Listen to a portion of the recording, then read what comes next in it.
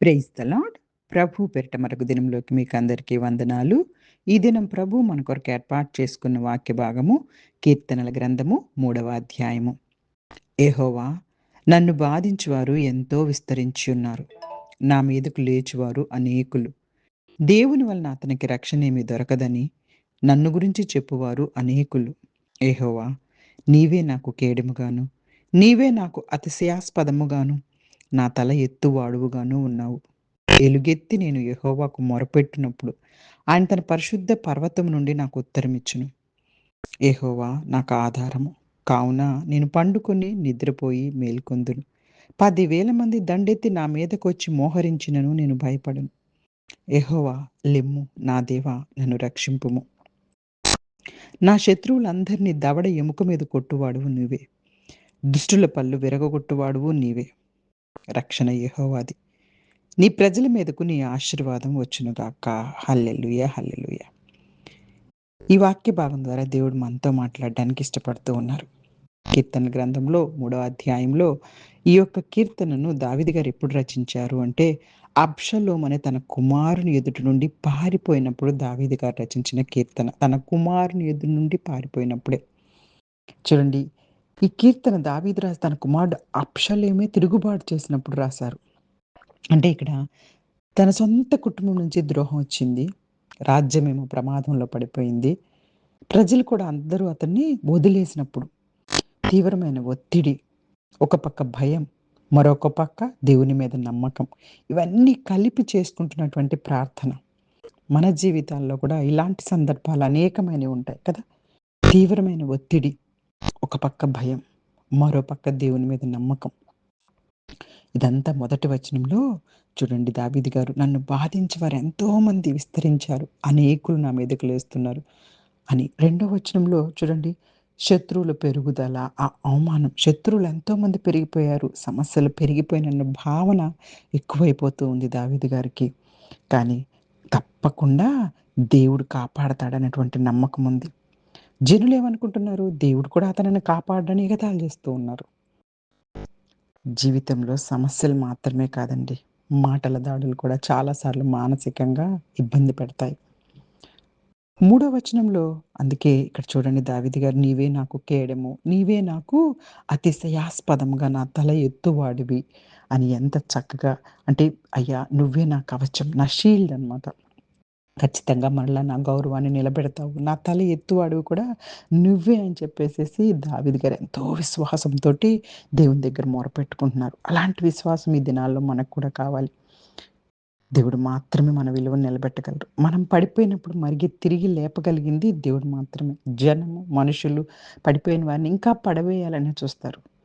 కానీ దేవుడు మాత్రం పడిపోయిన నిన్ను, నన్ను లేపడానికి ప్రయత్నం చేస్తారు. ఆయన తిరిగి లేపుకొని ఆయనలో నిల్చోబెట్టుకుంటారు. హల్లెలూయా, హల్లెలూయా. ఎలుగెత్తు నేను యెహోవాకు మొరపెట్టినప్పుడు ఆయన తన పరిశుద్ధ పర్వతం నుండి నాకు ఉత్తరమిచ్చును.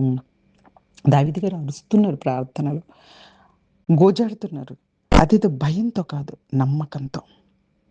ప్రార్థన చేసుకుంటున్నామంటే అదేదో మన బలహీనత కాదండి, దేవుడిపై ఆధారపడటం.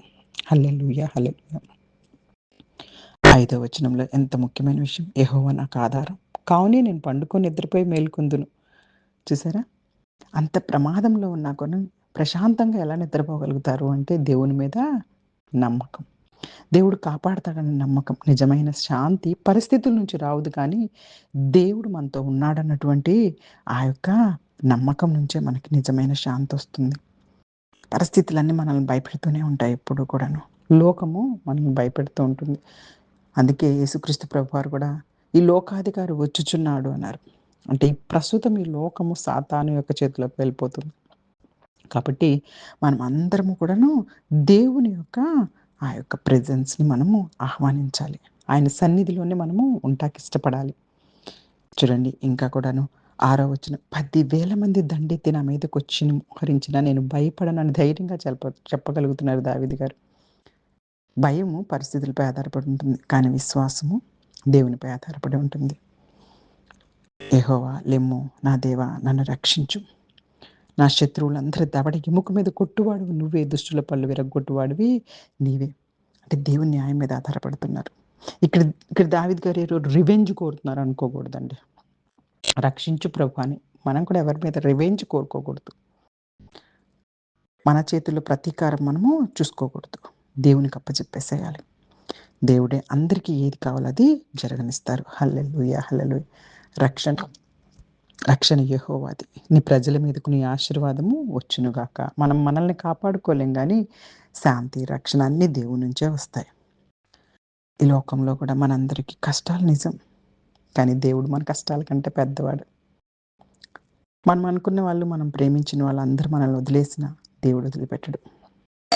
నిజమైన శాంతి పరిస్థితులను బట్టి ఉండదు కానీ, దేవునిలోనే ఉంటుందన్న విషయాన్ని గ్రహించాలి. మన భయాన్ని, మన స్ట్రెస్, మన ఆందోళన అన్నీ కూడా ప్రార్థనగా మార్చుకోవాలి.